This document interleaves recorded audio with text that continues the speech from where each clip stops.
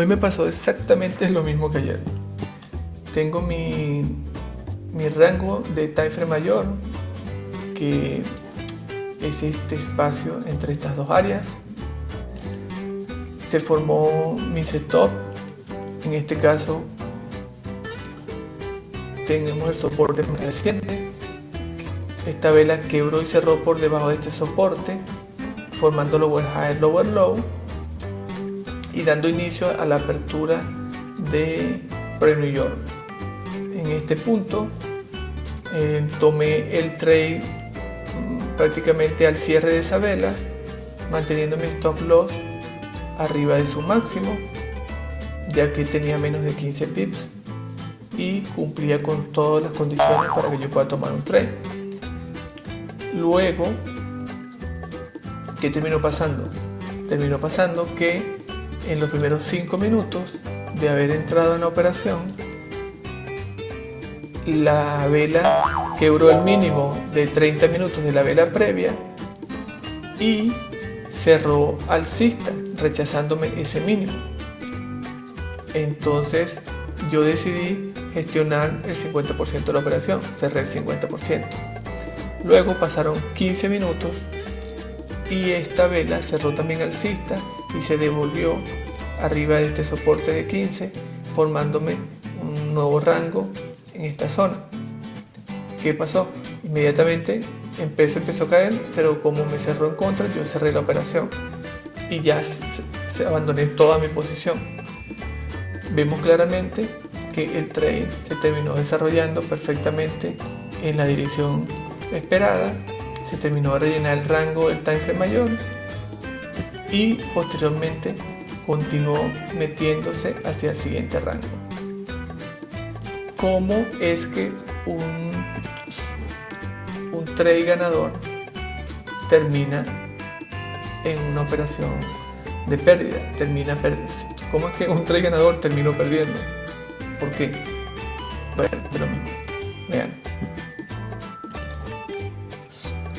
Este es mi rango de time frame mayor, el espacio entre estas dos áreas. Me formó un soporte dentro de esa área, la vela quebró y cerró debajo de ese soporte. Esta vela se formó a la misma hora que la de hoy. Cuando esta vela cerró, dio inicio a la apertura de pre-New York. Entonces, como esta vela tenía más de 15 pips, no me le podía meter al cierre. Solo lo que hice fue esperar que se quebrara su mínimo para mantener su stop loss arriba del máximo de la vela que estaba quebrando.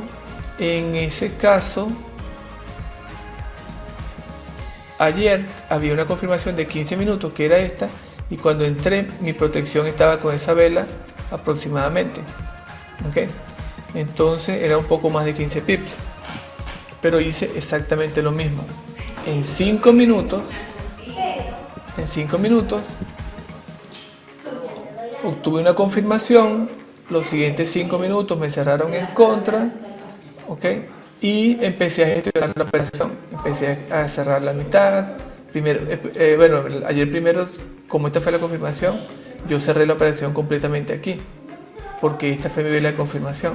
Y luego detecté que se había formado un soporte débil, entré en el impulso y este impulso debía haber estado protegido otra vez igual con este máximo, y no. Cuando empezó a hacer retroceso, cerré la operación y terminé perdiendo 2 operaciones en un trade que resultó ganador, porque miren, veamos que en el time frame de 30 minutos las velas cerraron en la dirección del movimiento y se terminó de rellenar el rango. ¿Okay? Aquí la vela cerró en la dirección del movimiento y se terminó de rellenar el rango y continuó hacia el siguiente. Entonces, ¿qué es lo que descubrí? Que en ambos trades, en 2 días seguidos, el mismo setup, estuve sobregestionando la operación en el time frame de 5 minutos y de 5 minutos. de 15 minutos. ¿Okay? Eso no lo hace mi mentor. ¿Qué es lo que hace mi mentor?